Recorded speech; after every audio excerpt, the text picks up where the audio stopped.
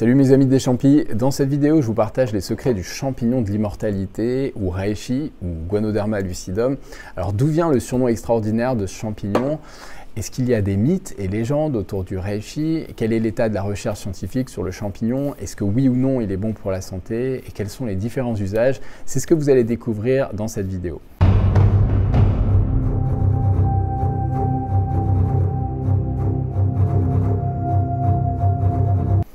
Alors moi j'ai découvert le reishi dans un livre assez étrange d'un auteur américain qui vit à Santa Monica en Californie. L'auteur s'appelle Ron T. Guarden et c'est un des pères de l'herboristerie chinoise aux États-Unis. Et dans son livre The Ancient Wisdom of Chinese Tonic Herb, il raconte différentes anecdotes sur le reishi, Ganoderma lucidum.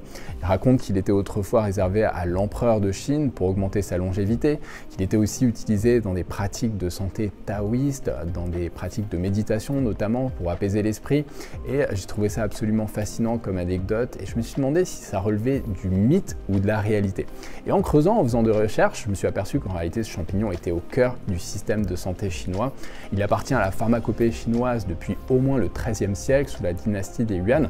Et maintenant, depuis les années 2000, plus de 1000 recherches scientifiques ont été réalisées sur ce champignon, sur ses bienfaits notamment. Alors, du coup, vous vous demandez qu'est-ce que c'est que ce champignon? Alors, reishi est en réalité le nom japonais du guanoderme luisant ou Ganoderma lucidum.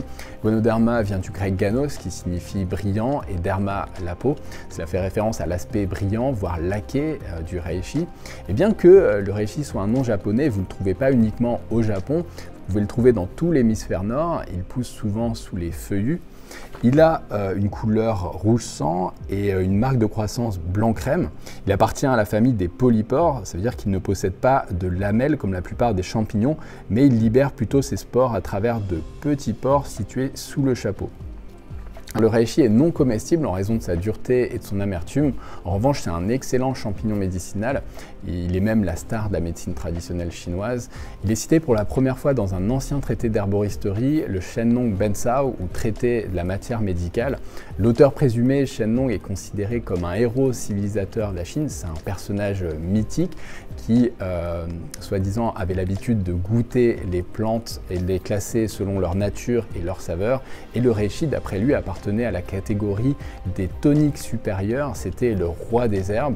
Il permettait de renforcer l'énergie vitale que les Chinois appellent le qi, apaiser l'esprit, le shen, et renforcer ou régénérer l'essence que les Chinois appellent jing.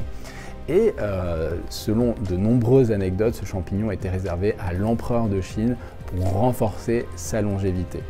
Et comment expliquer cela? Alors, au-delà des bienfaits pour la santé du champignon, eh bien moi j'ai trouvé une explication dans l'étymologie du nom du champignon. En chinois, ce champignon s'appelle lingzhe et il est souvent traduit par la formule justement champignon de longévité ou champignon d'immortalité. Il faut savoir que le caractère ling est un caractère très ancien en Chine qui signifie merveilleux, extraordinaire. Il représente en haut la voûte céleste de laquelle tombe la pluie avec en dessous 3 offrandes de jade. Sous cette première partie du sinogramme, vous pouvez voir le caractère gong que vous retrouvez dans le mot gung fu ou kung fu qui renvoie au travail, au labeur. À l'intérieur de ce caractère, vous voyez 2 personnes face à face qui dansent. Il s'agit en réalité d'un rituel pour faire tomber la pluie. Et le caractère ling fait donc référence à un rituel ancien de fécondité. Si j'ose une interprétation du nom chinois du champignon, lingzhe, je dirais qu'il fait référence à la capacité du champignon à régénérer la vie. Or en Chine, seul l'empereur a ce pouvoir de faire la pluie et le beau temps, et cela explique le fait que ce champignon était réservé à l'empereur. Le reishi est considéré en Chine comme un trésor national. Vous pouvez le voir dans de nombreuses tapisseries, peintures et objets rituels. Il est représenté notamment sur une peinture d'un grand alchimiste, Tao Hongming, également grand lettré. Vous le voyez sur un trône porté à la place d'un sceptre de jade, l'objet symbole du pouvoir royal. Eh bien, vous le voyez porter à la place le reishi ou champignon d'immortalité.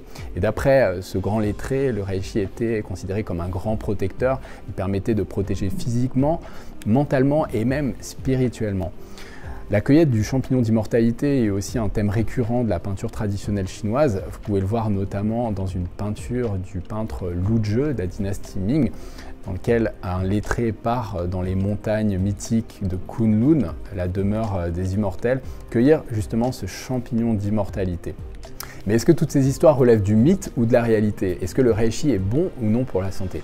Eh bien, d'après de nombreuses études scientifiques, le reishi est un véritable trésor nutritionnel.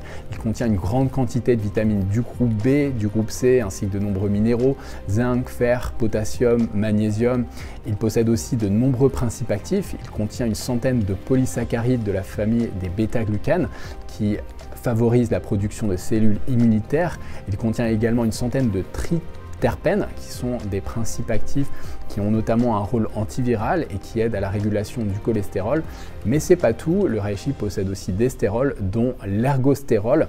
L'ergostérol est un précurseur de la vitamine D qui aide à l'absorption du calcium et du phosphore, ainsi qu'à la régulation du système immunitaire.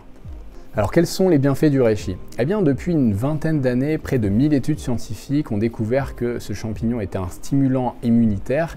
Il aide également à la régulation du taux de cholestérol et contribue à la santé du foie. Et d'où viennent du coup ces bienfaits? Eh bien, les études scientifiques ont découvert que cela venait de sa composition nutritionnelle. Le reishi est un excellent antioxydant. Une étude taïwanaise de 2002 montre que le reishi possède une grande capacité antioxydante. Il aide à lutter efficacement contre l'action des radicaux libres, ces molécules qui provoquent le stress oxydatif, responsable du vieillissement cellulaire. Il explique la réputation du reishi comme champignon de longévité. Alors, est-ce que le reishi est un adaptogène? Eh bien, pour répondre rapidement, oui, le reishi possède des propriétés adaptogènes. Alors, la notion d'adaptogène a été inventée par le pharmacologue russe Nicolas Lazarev dans les années 50. Il était chargé par le gouvernement russe d'étudier des plantes qui permettraient d'améliorer la résistance des soldats lors des combats, et il a découvert un certain nombre de plantes de la tradition médicale chinoise qui avaient des vertus tonifiantes, comme le ginseng, le létérocoque et l'astragale. Et des études scientifiques ont par la suite découvert que le reishi possédait cette capacité adaptogène, c'est-à-dire qu'il améliore la capacité de l'organisme à résister au stress et à la fatigue. Comment prendre le reishi? Eh bien, ce champignon se consomme traditionnellement sous forme de décoction afin d'en extraire les principes actifs. C'est pourquoi vous pouvez laisser infuser des tranches du champignon dans de l'eau chaude afin d'en obtenir une infusion. En revanche, les triterpènes, les principes actifs du champignon, sont extrêmement amers, ce qui rend le goût de la tisane pas très agréable. En revanche, cette amertume se marie bien avec le cacao, c'est pourquoi vous trouverez du reishi dans le cacao des guerriers. Vous pouvez bien sûr le prendre avec du café. Nous, on l'a mélangé au café des guerriers. Et si vous souhaitez faire votre café au reishi vous-même, vous pouvez tout simplement le réduire en poudre et le mélanger avec votre café dans le percolateur ou dans votre filtre à café. Pour un emploi plus thérapeutique, vous pouvez le prendre en gélule, macérat ou en poule. La dose quotidienne est de 1,5 à 9 grammes et ce champignon se prend généralement sous forme de cure de 2 à 3 mois. Est-ce que le reishi est dangereux? Eh bien, ce champignon se consomme depuis des milliers d'années sans réel danger. En revanche, il est déconseillé pour les personnes, les femmes enceintes ou allaitantes, les personnes qui suivent un traitement médicamenteux assez lourd ou qui ont subi une opération chirurgicale récente. Comment choisir un reishi de qualité? Alors actuellement, dans la sphère de la mycothérapie, il y a un grand débat entre les personnes qui prônent l'utilisation dans les formules du mycélium, les personnes qui prônent l'utilisation du carpophore, donc qui est le corps fructifère du champignon, et les personnes qui prônent l'utilisation d'un mix des deux. Alors d'après le traité de mycothérapie d'Alain Tardif, il semble que les compléments à base de mycélium possèdent parfois des traces du substrat sur lequel poussent les champignons, donc des traces de bois ou de terre, ce qui me fait penser qu'il est préférable d'opter pour des compléments à base du carpophore, donc du corps fructifère du champignon, et s'assurer qu'ils sont cultivés biologiquement. Moi, j'ai 3 critères lorsque je prends du reishi, lorsque j'achète du reishi. Je m'assure qu'il s'agit d'un reishi à base de carpophore, donc du corps fructifère, qu'il est bio, qu'il n'a pas de traces de pesticides, demande des analyses microbio, métaux lourds et pesticides. Et 3, voilà, je m'assure de l'expertise de la personne ou de l'entreprise qui les commercialise. Si vous souhaitez en savoir plus sur le reishi, je vous invite à consulter l'article dans la description qui est sur le blog du Café des Guerriers. Si vous avez des questions ou vous souhaitez réagir à la vidéo, sentez-vous libre de me laisser un commentaire, je serai ravi de vous lire et je vous dis à très bientôt.